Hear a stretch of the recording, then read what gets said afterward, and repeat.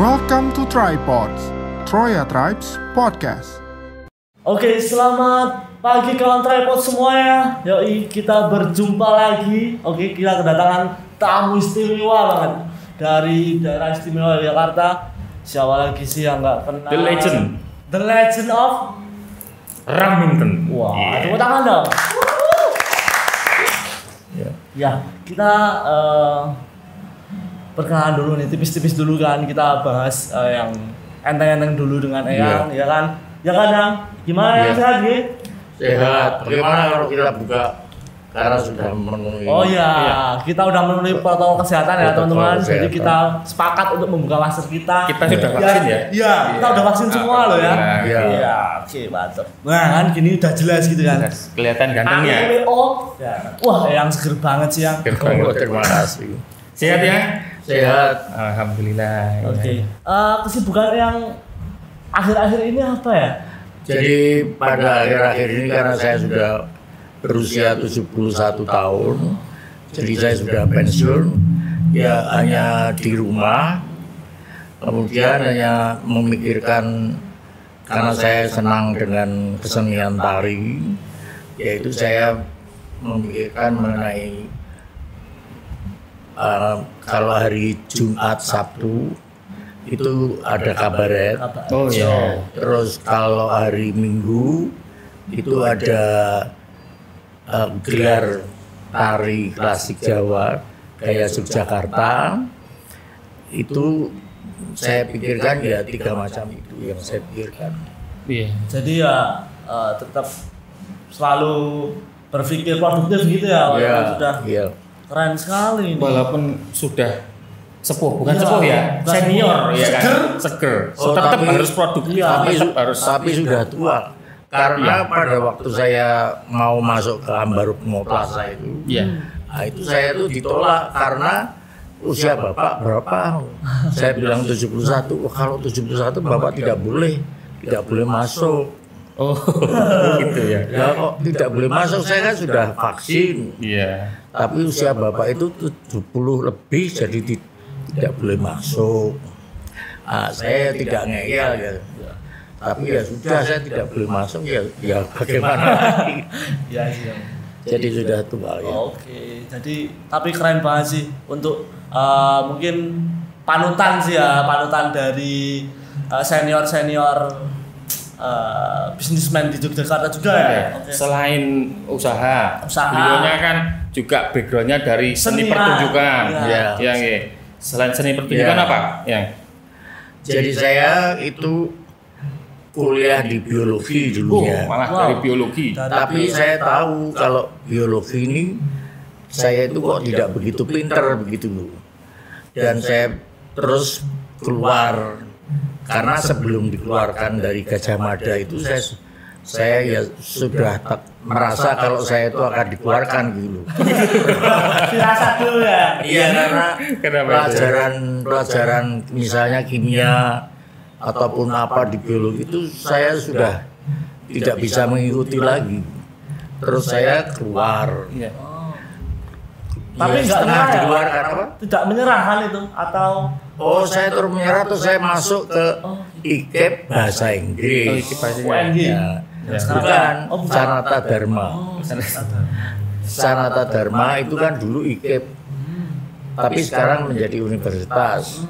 Jadi saya masuk sebagai pelajaran bahasa Inggris dan dipersiapkan sebagai guru bahasa Inggris, karena IKEP itu kan pendidikan Fakultas Keguruan Ilmu Pendidikan. Iya. Gitu, oke, siap. Dulu yang tuh pernah terpikirkan nggak akan jadi seperti apa, bisa ngetren ini di mata masyarakat Indonesia mana? Gitu. Dulu kok tidak. Enggak. Saya itu tidak merasa, cuman saya ini yang mungkin juga penting untuk kaum muda, bahwa semuanya itu harus mempunyai impian. Impiannya itu tentu saja impian yang biasa itu kan dapat mempunyai uang, dan dapat mempunyai uang dapat punya uang banyak dan dapat juga memberi pekerjaan kepada orang lain. Wow, mulia sekali. Jadi waktu masih muda itu saya juga belajar menari, kemudian juga masih pada waktu itu masih ada ketoprak topong di alun-alun itu. Gitu. Nah, itu saya tuh kalau ada ketoprak itu hampir setiap hari itu nonton ketoprak itu. Jadi backgroundnya tetap seniman. Itu background senimannya dibawa dari kecil atau mulai dari kapan gitu kalian seniman? Kalau saya ini sebagai dapat dikatakan seniman itu dari saya kecil, karena yang dukungan dari ibu saya. Jadi ibu saya itu menyuruh saya, kamu sekarang masuk di perkumpulan tari di rumahnya Bapak Wali Kota yang dulu, Bapak Purwokusumo. Karena Ibu Purwokusumo tadi itu teman ibu saya, terus saya itu didaftarkan untuk belajar tari. Belajar tari itu sekarang di tempat sekarang sudah dipakai oleh tentara, itu kan dulu rumah dinas wali kota.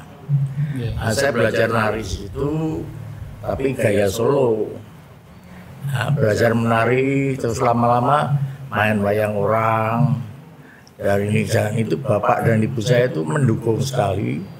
Karena kalau saya main wayang orang itu waktu masih kecil ya, itu kan jadi kera-kera itu loh. Kalau Anoman.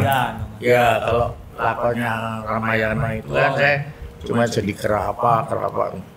Nah itu selalu dijemput oleh bapak saya, kalau pulang dijemput begitu. Jadi dukungan udah. Ya, berarti bukan kok dari yang orang tua memang berkecimpung dari dunia seni, dari darah seni, bukan nggih. Karena memang dari dorongan kemauan dari sebetulnya itu oleh ibu saya itu dijuruskan. Tapi di jurusan kalau tidak senang ya terus berhenti. Tapi pada waktu itu saya dijuruskan ke ibu saya supaya ikut grup belajar menari. Itu saya senang. Jadi setelah dimasukkan oleh ibu saya, terus saya aktif sendiri, terus menikmati akhirnya. Saya menikmati, saya diajak, ya lanjut, terus main itu ya dari umur 8 terus itu sering wayang orang itu langsung ada ketoprak. Nah itu saya senang di daerah kesenian itu tadi. Setelah ada ketoprak, lama-lama itu dulunya jadi cowok ketopraknya itu. Oh iya. Jadi cowok. Terus setelah umur 60 itu saya bilang, wah saya ini aku ojo jadi cowok aku. Jadi wedok. Kenapa ya kok bisa berpikir kok? Nah, saya tuh ya jadi cowok itu ya harus perang dan sebagainya itu. Oh iya. Maunya yang terlindungi gitu ya. Oh jadi ketemunya sosok Raminten itu setelah ini ya, dari inspirasinya dari ketoprak. Karena sering aktivitas di ketoprak, kemudian peran yang dikasih kok cowok-cowok terus, dan akhirnya jadi dulunya itu kan jadi cowok terus jadi ini saya harus perang, harus gini terus mbok saiki dadi wedok wae aku tak dadi ban wis tak karo dagel iya itu belum ada namanya dulunya. Oh gitu, cuma jadi pembantu itu, figuran pembantu wanita gitu. Nah terus setelah itu saya jadi pembantu wanita di ketoprak itu. Dari ada grup EO yang mengajak saya, Pak Hamzah ikut untuk Jogja TV. Ini ada acara namanya Pengkolan. Tapi Pak Hamzah harus jadi perempuan, jadi banci. Nah, oh ya mau saya bangsa itu nanti namanya Raminten. Oh gelem, jenenge apa gelem. Raminten itu ya apa itu saya bilang gitu. Nah, terus jadilah saya Raminten di acara Pengkolan di Jogja TV itu. Itu mulai tahun berapa itu ya? Waduh, kalau tahunnya saya nggak ingat-ingat ya. Di usia yang tadi? Ya usia 50-an mungkin. Usia 50-an. Belum lahir saya, jelas. Usia 50-an sih. 50-an. 90-an. Masih neng pucuk gunung. Dari 1950. Waduh. 2000, tahun 2000. Oh 2000 udah Ya lahir. 2000-an itu. Oh ya, tapi saya belum punya TV dulu. Iya. Jadi belum bisa lihat TVRI. Iya. Saya mengalami zaman tidak ada TV itu saya mengalami. Terus ada zaman TV, tapi satu kota baru ini yang punya cuma satu. Jadi kalau sore Lihat satu bareng-bareng gitu ya, bareng bioskop. gitu. Iya. Kalau Raminten sendiri tuh ada arti khusus enggak sih? Yang Tidak, di dalam seri Pengkolan itu ya. itu Raminten itu ya adalah banci yang berjualan, artinya di dekat pangkalan ojek atau pangkalan zaman dulu ada ojek itu ya. Di situ saya punya warung di situ. Terus ada cerita bagaimana. Terus berlanjut akhirnya sebagai brand tersendiri ya dari akhirnya nah, terus saya ini selalu main ketoprak ya wis kowe dadi Raminten. Jadi terbenak di mata masyarakat umum itu Raminten itu ya nama asli, mungkin setahu masyarakat ya. Nah, tapi kan nama yang aslinya Hamzah Sulaiman. Nah, mungkin kan ini adalah apa ya? Sebuah pengetahuan baru lah untuk teman-teman yang belum tahu kenapa sih kok dulu Raminten gitu kan. Apa ada arti khususnya? Ternyata dari ketoprak gitu kan. Wah, Iya. Terus dari ketoprak itu setelah di ketoprak itu dinamai Raminten. Nah, terus kalau diajak main ketoprak oleh siapa itu kan sering ya diajak saya kowe Raminten.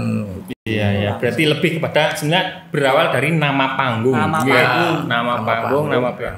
Terus akhirnya ini inspirasi banget. Akhirnya dibawa yang sampai sekarang melekat. Iya. Ya, melekat. Terus saya pikir ini Raminten kok ya namanya kok bagus, saya bilang. Ini saya mau buat kayak jual jamu dulunya. Yeah. Jadi ada The House of Raminten itu menjual jamu. Awalnya jadi jamu ya macam-macam jamu. Tapi jamu itu kan tidak begitu laku. Nah, terus saya mulai berpikir kenapa itu sego kucing itu ya? Karena saya sering juga makan nasi kucing itu. Ya, angkringan gitu. Angkringan kalau jam 9 malam itu kan di Konsolidatan tuh ada yang enak. Terus saya jualan nasi kucing 1.000 rupiah itu. Jualan nasi kucing, jamunya yang cuma sedikit, terus karena nasi kucing ya pada antre atau banyak sekali mau 1.000 itu. Tapi terus-terusan. Iya, terus-terusan. Nah, terus sampai sekarang itu ada nasi kucingnya itu. Tapi di samping itu saya ada gudeg, ada soto, ada apa segala macam itu. Mantap banget. Tepuk tangan dong. Keren. Masih segar gitu. Mungkin dari ada sebuah pagelaran seni yang disebut jadi salah satu bentuk usaha yang sering dikenal sama teman-teman itu Raminten Cabaret Show. Itu gimana kabarnya sekarang? Ya masih ada dan mungkin nanti September minggu kedua itu mungkin sudah akan mulai lagi. September minggu kedua. Ya, tapi kemarin ini kan berhenti karena sempat PPKM ini. Ya ada PPKM itu berhenti mungkin 2-3 bulan ya. Terus itu nanti akan main lagi setiap hari Jumat dan Sabtu itu dimulai jam 7 dan sebelum jam 7 itu ada keroncong. Jadi setengah 7 sampai jam 7 itu keroncong. Keroncong juga perlu dilestarikan. Terus masih enak kok yang Ya. musik-musiknya tuh. Ya, itu ada keroncong. Terus jam 7 mulai Di mana itu nanti ya? di toko di Malioboro itu. Oh, yang di batik. Di Hamzah Batik. Hamzah Batik ya. Lantai 3. Itu memang untuk kalangan komunitas tersendiri atau Oh, enggak. boleh kita masyarakat umum untuk ikut menikmati Oh, nonton? boleh. Itu tidak ada masyarakat tersendiri, segala itu enggak ada. Cuman silahkan, dan pada waktu sebelum COVID ini ya itu sudah banyak yang nonton. Iya, iya. Banyak sekali Dari yang nonton. Indonesia ya, mesti pada kesini.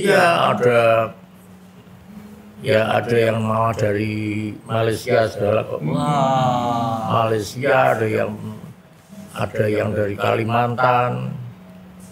Itu waktu itu sudah yang nonton banyak. Tapi terus ada COVID, COVID. Iya. Oh, iya. jadinya berhenti.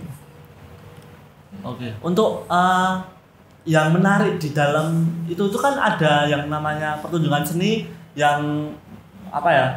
Ada sebuah Lip song. bukan cross gender di dalamnya. Itu tuh konsepnya gimana sih sebenarnya? Kok bisa sampai Begini, jadi seorang pria yang senang berdandan wanita, tapi tidak setiap hari berdandan wanita ya. Senang berdandan wanita itu mempunyai kepandaian, yaitu menirukan artis-artis. Jadi mereka hanya ya istilahnya itu maaf gitu. lip sync. Lip sync.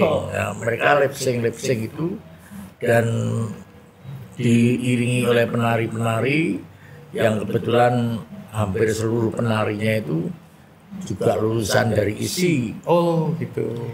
Lulusan dari ISI, dan mereka bekerja di Jogja, karena kalau kembali ke daerahnya ya itu untuk lulusan tari kan sulit. Iya.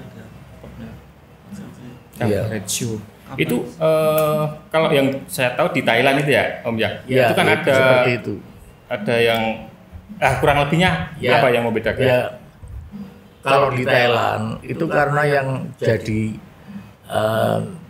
cross gender tadi, Ya. yang itu tuh sudah operasi.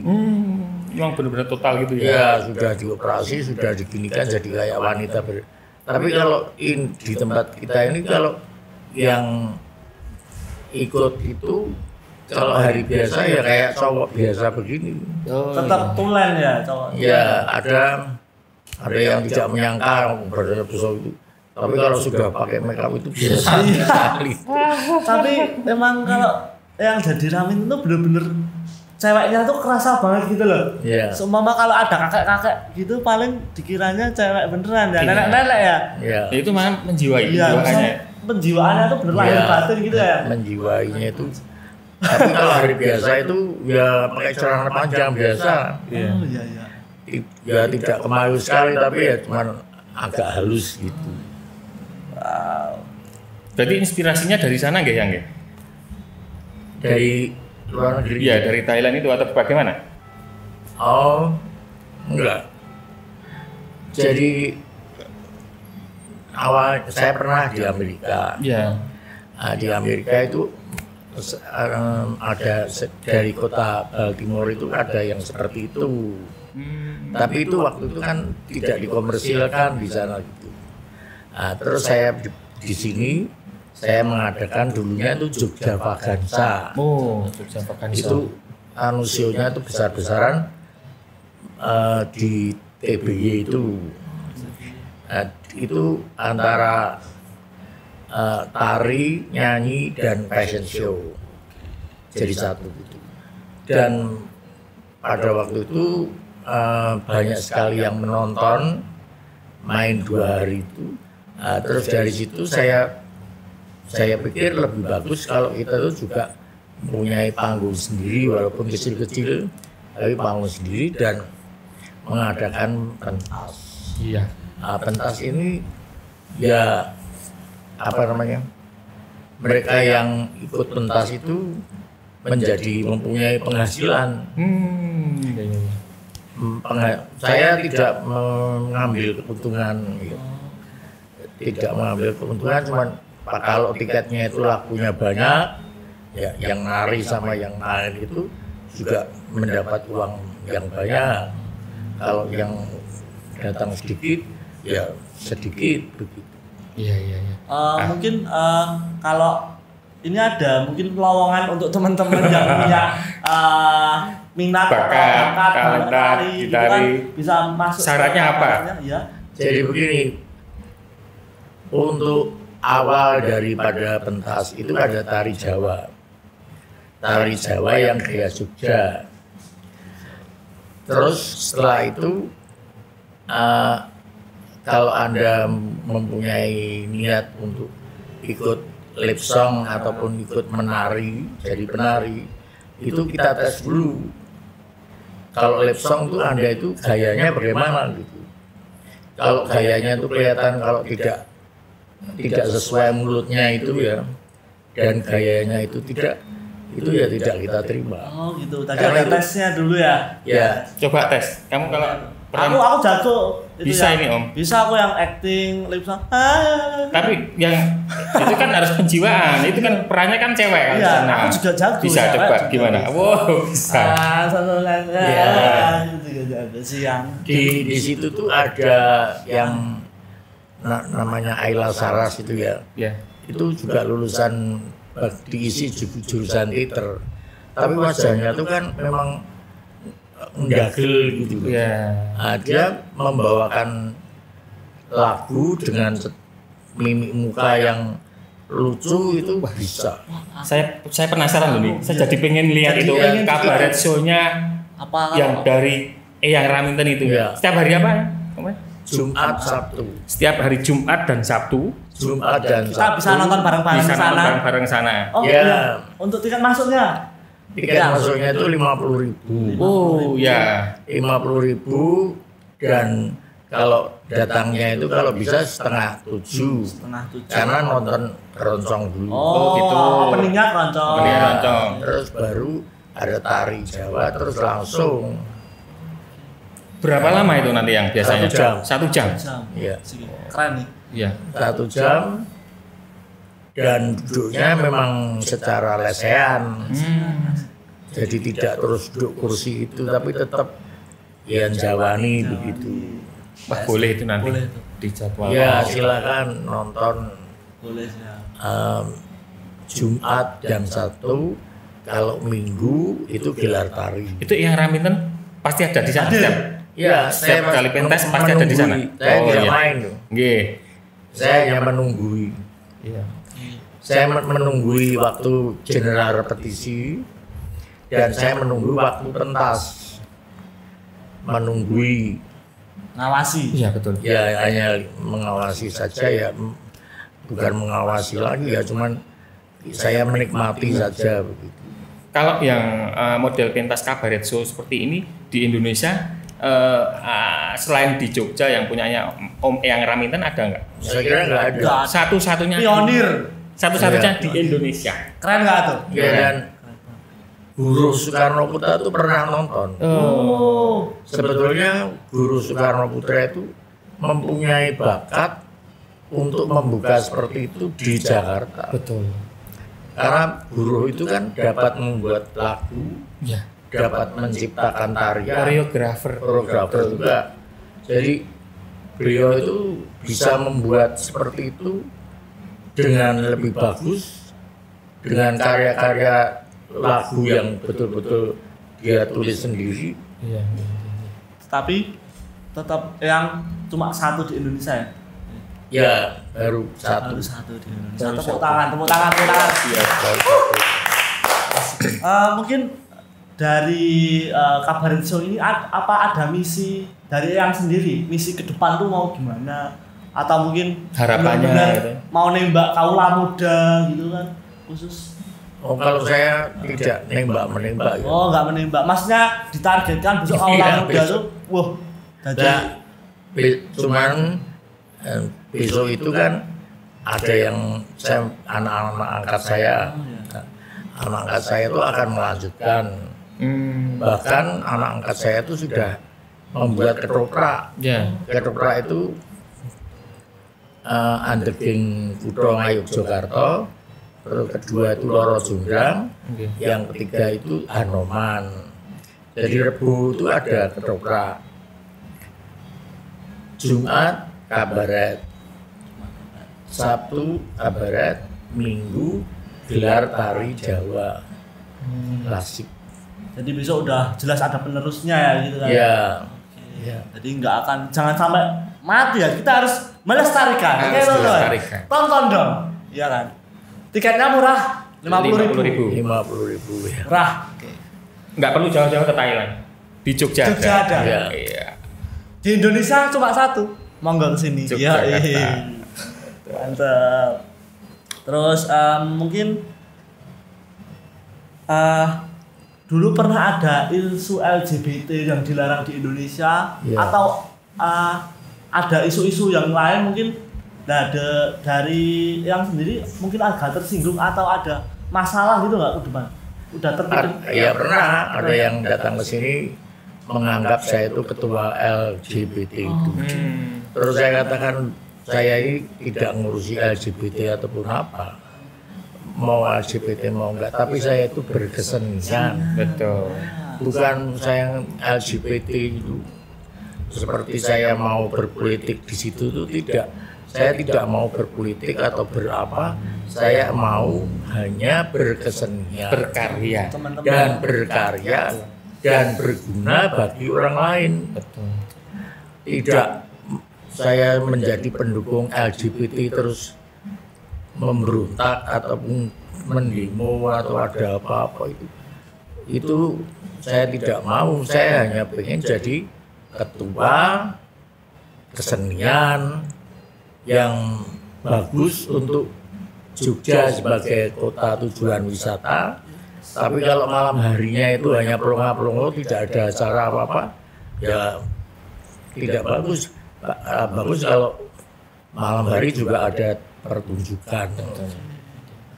Keren. Jadi teman-teman dengerin ya, seniman senior in the Ngayogyakarta ya, teman-teman harus tahu nih ya, bukan apa, tapi sudah sangat membanggakan loh. Betul, yang ini mengharumkan nama Yogyakarta juga, mengharumkan nama Indonesia juga. Tepuk tangan lagi. Itu dari sisi kesenian. Ya, keren banget. Kita boleh ngulik-ngulik sedikit tentang sisi bisnisnya ya nggak? Yang di mana-mana itu ada Raminten, ada Raminten lagi, ada Batik Hamzah juga. Ya, jadi begini, saya itu memang saya tidak mempunyai anak langsung, tapi saya mempunyai anak-anak angkat. Nah, oleh sebab itu saya berusaha untuk membuka usaha untuk anak-anak angkat saya. Nah, itu ada Raminten fotografi, ada di sini ada The Kitchen of Raminten. Ya, itu ada yang di Kaliurang itu. 3 itu yang gede Resto, Resto. Ada Resto, ada Batik juga. Batik, ya, ada Batik Hamzah. Ya. Ada satunya tuh toko The Boutique of Raminten. Itu di mana yang di Cakal gitu? Pakem. Ya. Terus ada lagi tuh di sebelahnya tuh dinamain apa ya tuh? Itu sudah anak angkat saya yang mengurus itu. 3. 10 lebih ya kayaknya. Yang 10 lebih ya jenis itu ya enggak sampai 10. Enggak sampai 10. Terus ada yang di rumah anak angkat saya di Kulon Progo itu. Itu namanya itu rumah santri. Santri. Kenapa? Apa itu? Namanya santri. Itu anak angkat saya ya. Itu kan rumah anak angkat saya tuh ibunya tuh di situ. Iya. Nah, ibunya di rumah nganggur. terus dibukain restoran, terus ibunya juga masak, terus adik dari anak angkat saya itu menunggu di situ dengan istrinya. Gitu. Jadi salah satu anak angkat saya itu dari Kulon Progo, tapi berumah tangga di Jogja. Di rumahnya itu ibunya supaya tidak kesepian dan adiknya itu dibukakan rumah santri. Gitu ya.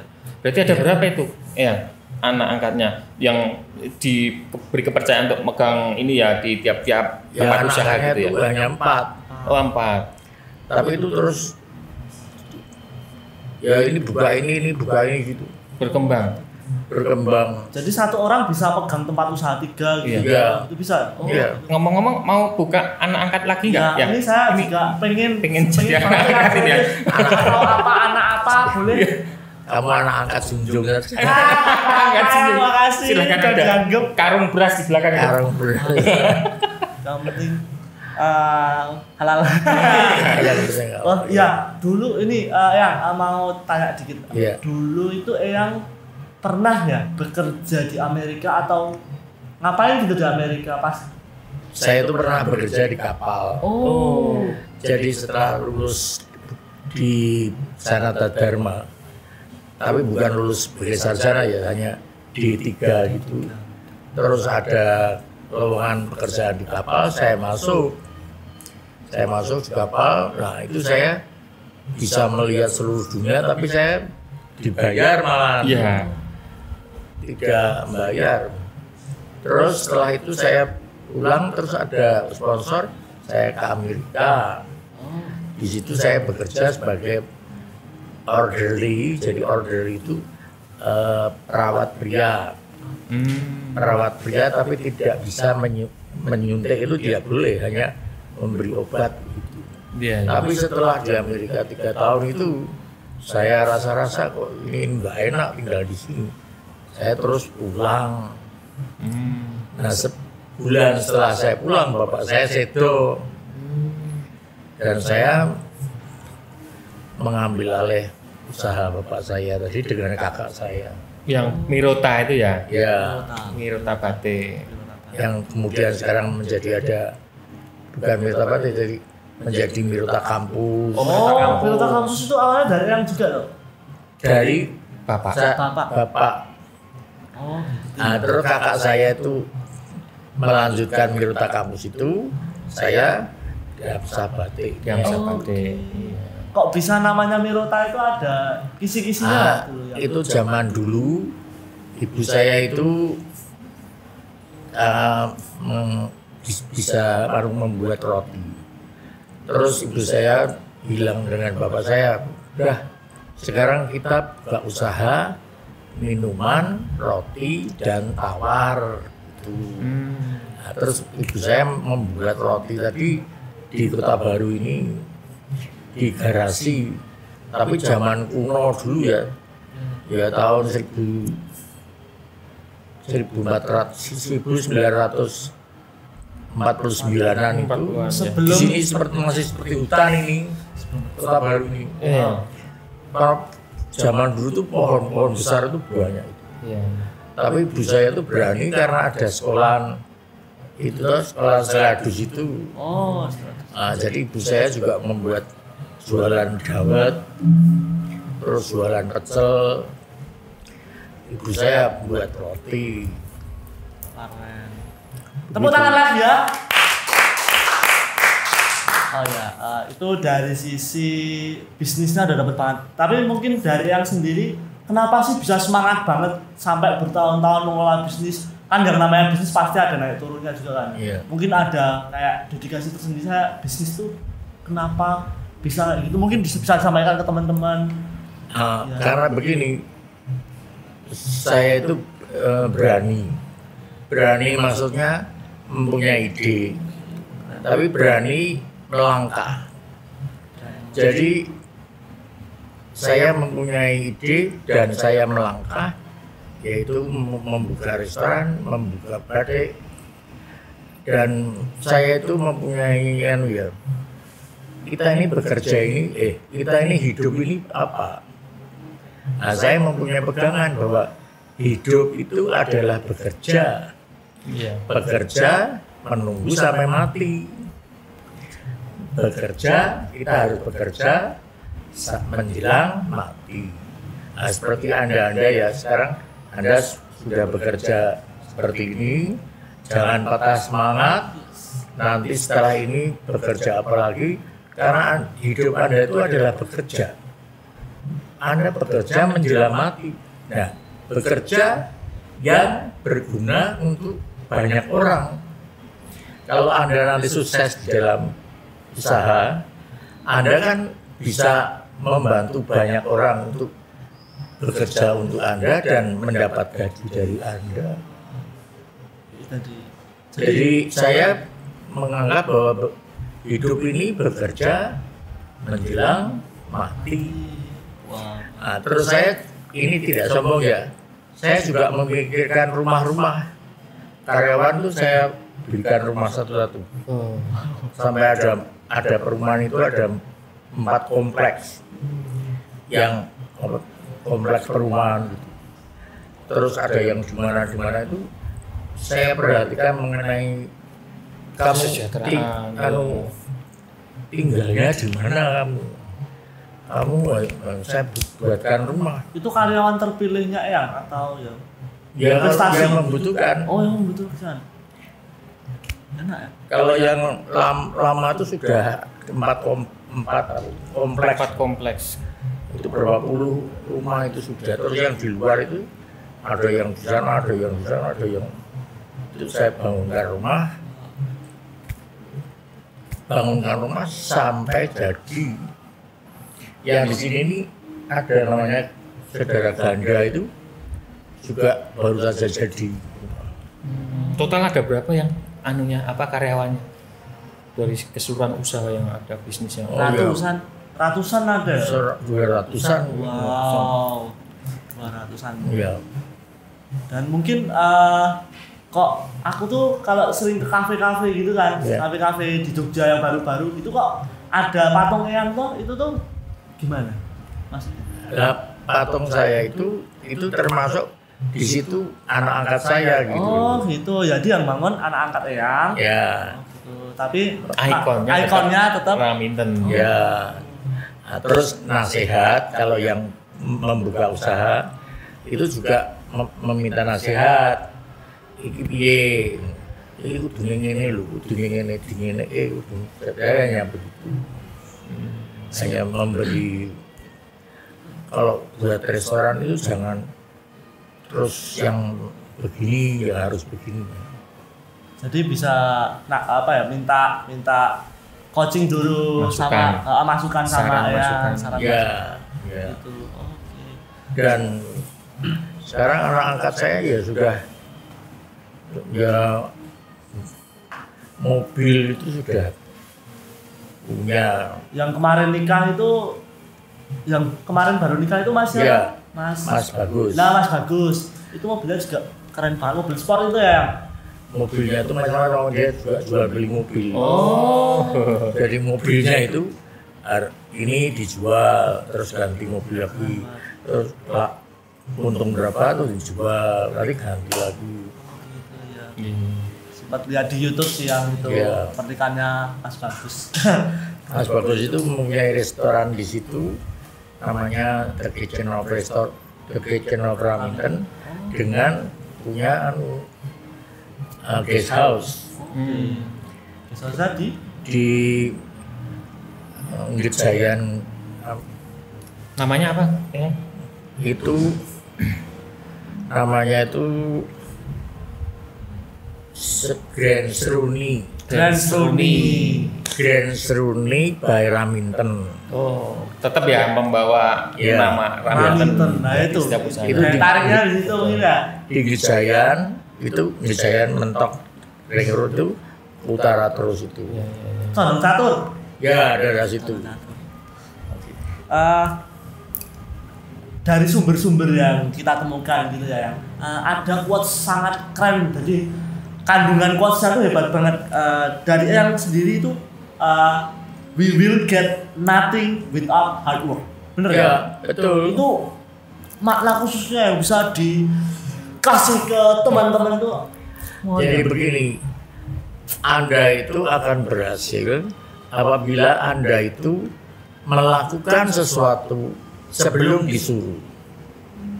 Nah, kalau Anda itu melakukan sesuatu sebelum disuruh, itu artinya Anda bisa maju. Iya, tanggap situasi. Ya, jadi misalnya ada piring hampir jatuh gitu ya. Benar ya. Hampir jatuh, loh kok ini itu boy. Inisiatif. Inisiatifnya tuh untuk ada orang dia baca, nak baru ngerti baru benar. Nah, itu nggak bisa maju. Jadi kalau bisa sebelum disuruh sudah Anda itu apa saja. Apa saja? Apapun. Ada orang mau kecelakaan pakai sepeda ya Anda tuh memberitahu. Jangan didiamkan dulu. Jatuh. Kasihan. Aku mau sarap kondol, kok yo aja nyabrang. Dah bacot malah selamat dulu kok. Lah kok lagi ngomong Mas, aku wis tiba gitu. Oh gitu ya. Jadi melakukan sesuatu sebelum disuruh. Kalau Anda itu melihat sesuatu itu tidak betul, sebelum disuruh Anda lakukan. Dari hal sepele ya teman-teman. Iya. Jadi tapi mungkin berasanya di tahun yang akan datang gitu ya. Iya, tidak. Artinya itu nanti akan datangnya itu bertahun-tahun setelah itu. Itu kaitannya sama kepedulian, ya kan? Ya, kepedulian kepada sesama. Kalau cara Jawa ki migunani tumraping liyan. Migunani tumraping liyan. Jadi Anda itu tidak hanya berguna untuk istri Anda atau Anda sendiri, tapi sesama tetangga Anda atau siapa yang berguna untuk lain orang. Iya. Terus. Jadi Anda jangan bermusuhan dengan tetangga. Serawung. Nah, serawung, angger serawungnya apik, tumindake apik, ya. Dadi setuju banget sama ya. Dadi wong sing namanya itu mulya dan mukti. Jadi Anda serawung dengan orang lain sehingga Anda menjadi mukti ning yo mulya. Tidak hanya mulya. Mukti itu apa loh? Kalau mukti itu misalnya Presiden Soekarno itu kan mukti. Nah itu mukti. Kaget. Mukti apa itu ya? Mukti itu apa ya? Mukti yang enak diserap mungkin generasi ya zaman sekarang enggak? Sekarang ya mukti itu kamu tuh migunani uang ora. Tapi kalau Anda tulis sugih malah merugikan. Tegese iki nyolong jiko. Iya. Lek sugih kok nyolong jiko itu jenenge mulya. Ora barokah.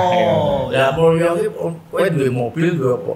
Ning wong siji iki mek ora menghargai. Nek kowe iki duwe duit tur bantu dadi Ki Hajar Dewantara. Dadi si Sultan keberapa dan keberapa. Nah, Anda menjadi mukti dan mulya. Jangan hanya mulya Anda ketangkap KPK. Wah, aku tahu itu siapa ya. Nah, terus kalau mukti Anda masuk buku sejarah. Yaitu Gajah Mada atau mati po mukti oh Gajah Mada. Aku urip mukti. Itu pesan-pesan quotes hebat ya dari seorang Eyang Raminten. Mungkin teman-teman diresapi lagi, direnungi lagi, itu benar-benar sangat-sangat bisa mukti mungkin di tahun-tahun yang akan datang. Dari hal sepele lah kita harus peduli ya kan ya. Iya. Jadi itu perlu sekali, dan pada kesempatan ini ya saya mengucapkan terima kasih sehingga saya bisa mengatakan tentang harus mukti dan mulya itu harus berguna untuk lain orang. Kalau tidak melalui begini cuman kepada karyawan-karyawan termasuk saja. tadi peduli dengan karyawannya, dibuatkan rumah, diperhatikan. Nah, kaitannya dengan ini yang kan ini kan masa pandemi, kadang ada peraturan yang PPKM darurat yang dulu itu PSBB dan sebagainya itu gimana itu berdampak langsung? Berdampak. Ya karyawan itu dibayar separuh. Ini lagi kangelan duit. Nah, karyawan mau Pasti karena paham ya. tahu kalau pas punya uang, Kesulitannya tetap kalau pas punya uang saya juga membantu. Saya ini wis ora ndedit aku iki, kowe saiki minta gaji semene. Oh iya mau. Ini tadi ada karyawan yang menjadi kaya mengirimi roti. Rotinya mau di Mas. Ini ada karyawan ya. Cuman dulu cuman Karyawan sini. ya bersih WC itu. Tapi dia ya tadi bertindak sebelum disuruh. Terus orang punya pabrik percetakan gelas. Wah, ini ya. Ini Roti. ini dari Bendri. Hasil Ini dari Mas Bendri. Ya, Mas Bendri itu seorang yang berhasil. Sekarang bisnis. rumahnya susun 2 dan mempunyai pabrik. Nah, ini sudah suatu yang keberhasilan. Selamat menikmati Kanjeng. Semoga Kanjeng selalu diberikan kesehatan. Amin. Nah, ini dikirimi ini Padahal dulu awal mulanya Karyawan. ya bersih WC dan sebagainya itu. Sekarang jadi bos. Betul. Jadi nggak membatasi gerak karyawan, bahkan memfasilitasi dan monggo kalau mau berkarya dan berkarya produktif akhirnya Malah Mas Beri bilang, Pak Kanjeng, kapan-kapan saya tak juga ngersi WC lagi. Sekarang gua tak komunikasi WC tapi merasa saya bilang begitu. Nah, ini sudah berhasil dan tadi pagi ini memberi seperti ini tuh sampai 3 ya. Ini roti merek yang Bukan, dia beli dari lain tempat. gitu. Tapi dia sendiri mempunyai pabrik mesin untuk membuat cetakan pada gelas plastik itu. Dia menjual mesinnya. Malah pabrik mesinnya. Ya. Dulu rumahnya hanya begitu ya. Sekarang sudah singkat 2 di Kasongan. Karena beliau berani memulai bisnis ya. Ya. Berani dulu. Berani memulai dengan usaha. Bayangkan ya, antara di rumah mengerjakan WC kok dapat membuat mesin bagaimana? Wow. Dengan proses yang panjang. Suatu perbedaan yang dia menghargai saya karena saya dikasih roti. Loh tadi, tapi dulu ceritanya gimana itu yang saya penasaran loh. Ya.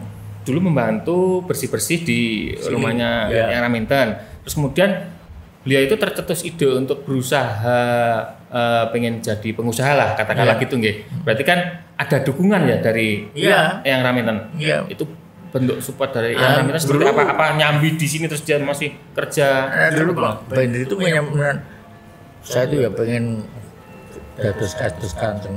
Halo ayo. Apa kowe? Didukung dia malah. Ya, dia dulu kan hanya store barang-barang Kasongan di toko. Lama-lama terus dia itu ke Jakarta membeli apa? Membeli mesin-mesin, saya juga nggak tahu itu. Terus sekarang itu jadi kaya. Wow. Luar biasa. Jadi kaya. Pabrik mesin bayangan saja. Iya. Bukan pabrik gelas toh, pabrik pembuat mesin. Di samping itu dia menerima kalau Anda mau merek apa di gelas itu dikasihkan dia nanti jadi. Dan juga jual mesinnya. Oke. Ini salah satu contoh. Mungkin karena kita udah lengkap ya ini ya ilmu yang kita dapat dari Eyang Raminten. Mungkin yang terakhir bagi seorang Eyang Hamzah Sulaiman lah ya. Ada harapan ataupun pesan terakhir yang mungkin sampai sekarang Eyang belum wujudkan itu tuh apa, dan mungkin bisa dijelaskan ke teman-teman. Saya kira semua sudah ya. Sudah. Tinggal menikmati ya. Tinggal menikmati, tapi anda yang masih muda, nah itu jangan takut bekerja, jangan takut bergerak, melakukan sebelum disuruh. Dalam arti kata disuruh itu kan banyak, melakukan apa-apa itu banyak sekali. Kita harus tepuk tangan yang terakhir. Ya mungkin sekian ya podcast yang kita bisa serap dari ilmu seorang legend of the Raminten, dan teman-teman pasti tahu, dan di Indonesia khususnya bisalah kita hadir meramaikan atau ikut berpartisipasi dalam mengembangkan atau melestarikan budaya Jawa. Iya kan? Iya. Oke. Ya mungkin kita kita doain lah untuk Eyang, semoga sehat terus, bisnisnya semakin lancar, pesat sampai semakin berkembang. Demikian juga anda yang sudah memberi kesempatan bagi saya untuk bicara begini. Anda juga akan maju. Dan kalau maju juga akan banyak orang terbantu oleh kemajuan Anda. Jadi berguna untuk banyak orang. Ya, kita terima kasih sekali ya yang udah diterima di sini juga, udah ya memberikan petuah ataupun inspirasi bagi semuanya. Semuanya, dan sekarang sudah saya suguhi itu ada kopi. Kopi itu kopinya nanti diambil itunya. Mantap ini. Ini kopi khas ini atau gimana? Ya, ini namanya kopi Raminten. Oh, kopi Raminten. Tapi itu bukan ini nanti diambil gini kan. Oh iya. Terus diambil terus dikasihkan pinggir situ. Terus ini gula, ini susu. Terus Anda boleh ngerokok terus sambil minum kopi. Mantap. Tapi kalau masih ngelak itu ada es teh tawar. Istimewa semuanya ya. Kita tutup dulu ya. Kita closing dulu. Sampai jumpa di Tripods yang keren-keren pokoknya bersama kita ya. Suna. Ya, kita belum kenalan loh tadi. Kenalan aja. Aku Suna. Aku Rasul. Sorry. Apa? Jangan balik nih. Bersama besok ya, jangan lupain tonton kita di YouTube dan di segala media sosial lainnya. Bersama saya Suna, saya Arfa, dan Eyang Raminten. Oke, sampai jumpa kembali. Terima kasih. Dadah, see you. Dadah. Atas Sonia.